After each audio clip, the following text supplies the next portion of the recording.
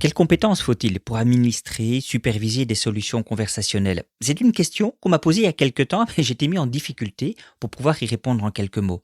Alors, dans cet épisode, je vous propose de parcourir un nouvel extrait de l'échange que j'ai eu avec Frédéric Canvet d'Eloquente au dernier salon de la relation client et qui aborde justement ce sujet. Alors, l'enregistrement a lieu dans un environnement bruyant, il a été nettoyé. Soyez tolérants, s'il vous plaît. Magnéto, Frédéric, restez connectés.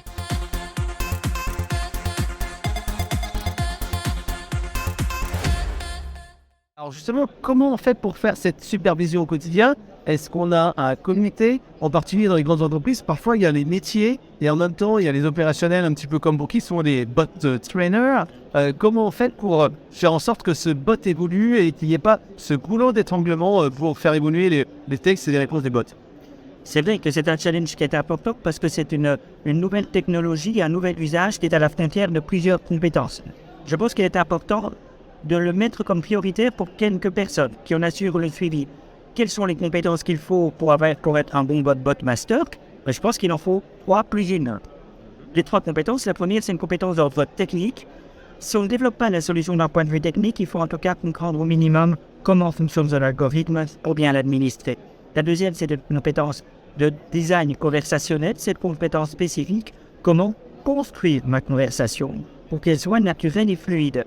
Il y a même une conversation. On doit arriver à se faire comprendre un cerveau humain, il y a un cerveau artificiel et il y a en fait une dimension psychologique, de façon à entraîner le client, lui donner envie de continuer et qu'il se sente compris. Une fois qu'on a tout ça, on peut mener une conversation où on ne sait pas quoi dire, et c'est 3 plus une compétence. La 4e compétence, c'est une compétence métier pour savoir qu'est-ce que je dis.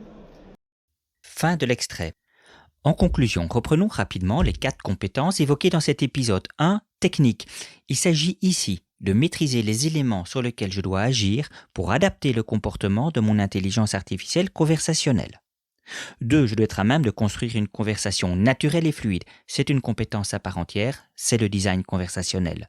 3. N'oubliez surtout pas la dimension psychologique d'une conversation. Il faut pouvoir entraîner mon utilisateur, l'engager, le motiver. Et puis 4, surtout, il faut être pertinent sur le fond du sujet, il faut bien avoir une compétence métier. Est-ce que le botmaster doit maîtriser ces 4 compétences? Pas nécessairement, mais alors il doit être à même de pouvoir interagir avec des autres parties prenantes qui, elles, le maîtrisent. Nous continuerons cet échange avec Frédéric Canvet lors de prochains épisodes. Restez connectés. Voilà, c'est fini pour cet épisode, j'espère qu'il vous a plu.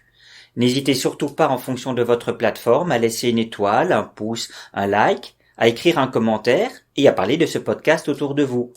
Je vous donne rendez-vous pour d'autres épisodes. Restons connectés.